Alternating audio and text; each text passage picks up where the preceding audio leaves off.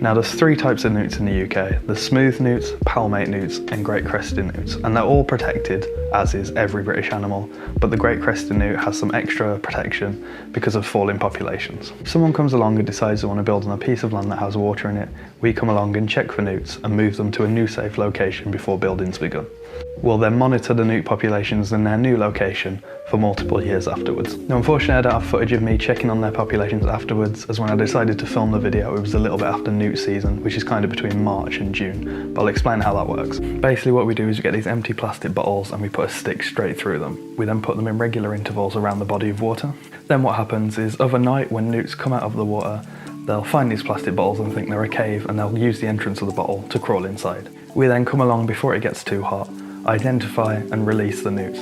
This gives us a rough idea of how many newts are in each pond and how the populations are doing. Now, I've got some footage of me collecting the animals and moving them to a new safe location.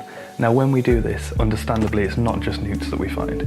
We also find frogs and toads, basically anything you'd expect to find in a pond. So let's take a look at the footage right now. Today I'm doing what's known as a translocation. This is basically the movement of animals from an area that in this case is going to be built on to a designated safe zone. Now what's happening here is basically these sort of small fences have been erected and buckets have been placed around the outside. Now what we're looking for inside these buckets is any animals that work their way to the edges of these little fences and basically are trying to escape. They fall into the buckets and we move them to a safe zone.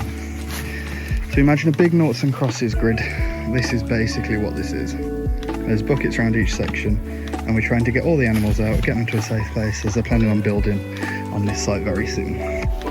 So the kind of theory is that when the weather's right, the animals move from wherever they're hiding in the centre in this kind of long grass area outwards to try and go feed or hunt or whatever it is.